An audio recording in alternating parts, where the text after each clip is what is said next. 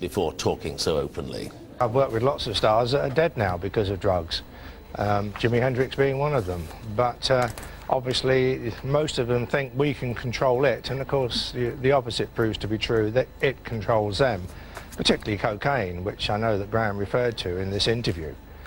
So to be lightening the effect and, if you like, praising the benefits of is totally the wrong message, and is a very dangerous, irresponsible message. I think Graham's very talented and he's very funny, but he's got it totally wrong this time, and I think he should apologise and he should put the record straight and maybe talk about exactly what drugs really do to people. Well, the Guardian's TV critic Ali Catterall is with me. Ali, what about that point by Max Clifford?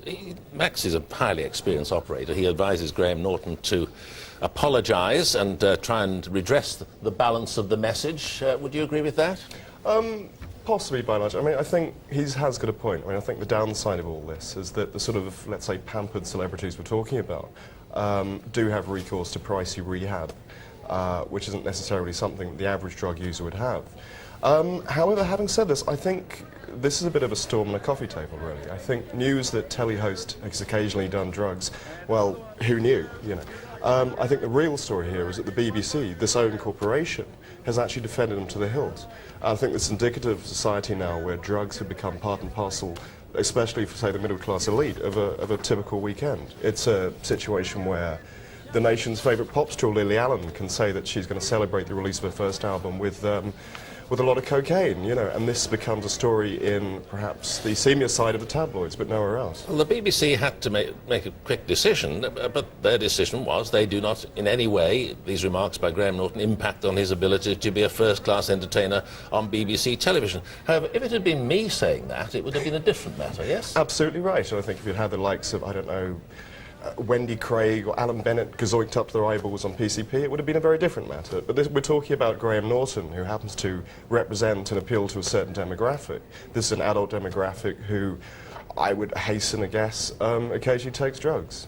But again, the whole problem of being a personality, as Max Clifford pointed out, in the public eye, with a young fan base, many of them quite impressionable maybe, is if he has given an endorsement to this sort of drug-taking culture. Now, that's all right perhaps for some people to do, but not one of the BBC's highest-paid entertainers. This is an issue, certainly. There's also a kind of perverse credibility in certain celebrities, let's say Johnny Walker, Angus Dayton, Richard Bacon, and especially Kate Moss. It almost perversely adds to their credibility, having admitted to drug taking. I don't think it will do him any harm. I think obviously he has a moral choice to make when he admits these things. I can also liken this to John Lennon, perhaps, talking to a friend in '66, claiming that the Beatles were greater than Christ. Graham Norton was talking to Janet Street Porter in an adult magazine, Marie Claire. This isn't Graham Norton going on Blue Peter, for instance, and saying, take drugs, whippy, you know. But do you think there should be some sort of guideline for people in his position, high-profile presenters and entertainers? The BBC should take a sterner line generally, because after all this is supposed to be a public service broadcaster. We're supposed to have the public interest at heart, and it can't be in the public interest, at least the younger members, to be urged, or at least have drugs or practically recommended to them by Graham Norton. I think if he were hauled and tarred and feathered and placed before cameras and made to apologise, I think that would probably damage him.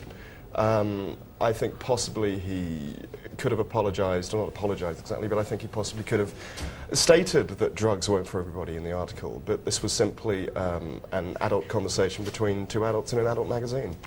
Put your brain in gear, though, before you answer all the questions. This is Graham Norton, you know. Yeah. This isn't the Right Honourable Speaker of the House. This is Graham Norton. He's going to speak his mind. Ali Catterall, thanks for coming in.